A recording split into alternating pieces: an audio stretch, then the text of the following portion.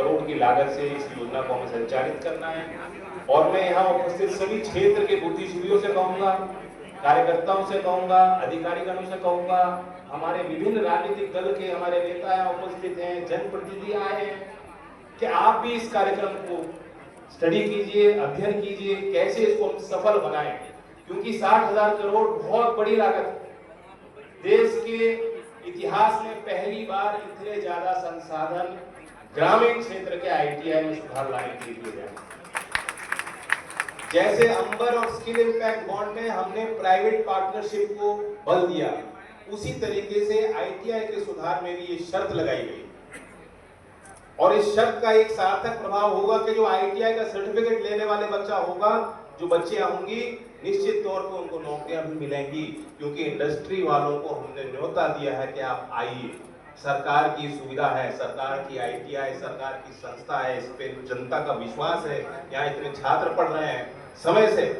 हम उसमें पैसा लगाएंगे, आप भी उसमें से हिसाब दीजिए, आप अपना कोर्स वहां बनाइए, आप अपने ट्रेनर दीजिए, बेहतर शिक्षा पद्धति की तरफ उस संस्था को ले जाइए, और ये विश्वास कीजिए कि जो एंड प्रोडक्ट है,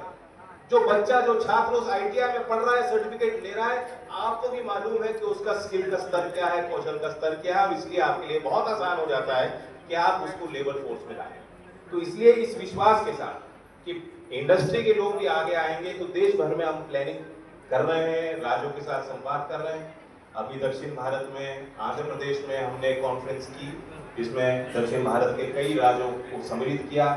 और कौशल विकास मंत्रालयों को सम्मिलित किया, उनके अधिकारी आए, उन्होंने अपने सुझाव दिए, उन्होंने बताया हम क्या अच्छा काम कर रहे हैं। उससे पहले नॉर्थ ईस्ट के राज्यों को हमने सम्मिलित किया। आने वाले दिनों में उत्तर भारत के, इसमें उत्तर प्रदेश को हम जोड़ेंगे, यहाँ के कौशल मंत्री, मंत्रालय और विभाग से हम सार्थक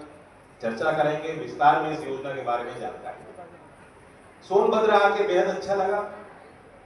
20 साल पहले यहाँ चौधरी चरण सिंह जी की मूर्ति लग रही, उसका उद्घाटन मैंने किया। ये 20 साल ऐसे बीत गए, तो समय है, समय किसी के लिए रुकता नहीं। सोनभद्र के लोगों ने बहुत प्यार किया। कल यहाँ मैं फॉसिल पार्क, जो अपने आप में विश्व भर के लिए एक हमारे इस क्षेत्र की संपदा है, धरोहर है, और विश्व भर में अब विख्यात होने जा रही है, यूनेस्को के हेरिटेज लिस्ट में उसको टेंटेटिव लिस्ट में रखा गया है।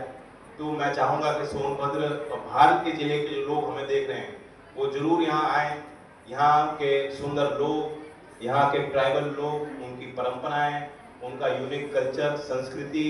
यहाँ की भौगोलिक स्थिति इतनी अच्छी है,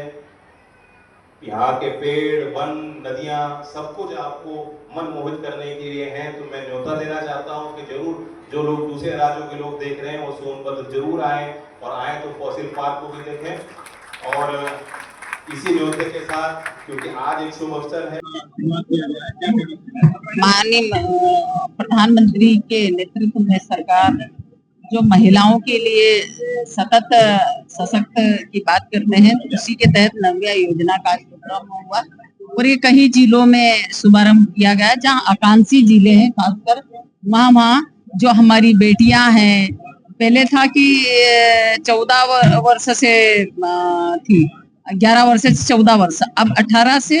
या 14 से अब 18 वर्ष तक की बालिकाओं को अब प्रशिक्षण दिया जा रहा है, ताकि महिलाएं हर क्षेत्र में आगे आए, वो खुद को स्वयं पे आत्मनिर्भर बने और अपने जीवन को खुशहाल और समृद्ध बनाए। माननीय प्रधानमंत्री जी की कई ऐसी योजनाएं हैं जो महिलाओं के लिए खास तौर पे उनको आगे लाने के लिए ये प्रयासरत है कि महिलाएं अपने स्वयं पे आत्मनिर्भर और संपन्न बने। इसी योजना का यही उद्देश्य है। और जो आकांक्षी जिला है वो अपने आप में, क्योंकि आकांक्षी जिला है और आकांक्षी जिलों में ही खास तौर पे पायलट प्रोजेक्ट के रूप में माननीय नरेंद्र मोदी जी ने इसको किया है। तो अभी जो आदिवासी ट्राइबल जिले हैं उनमें भी करने वाले हैं, पर खास तौर पे आकांक्षी जिले हैं उनको पहले टारगेट किया था, इसे 27 जिलों को हमने लिया है।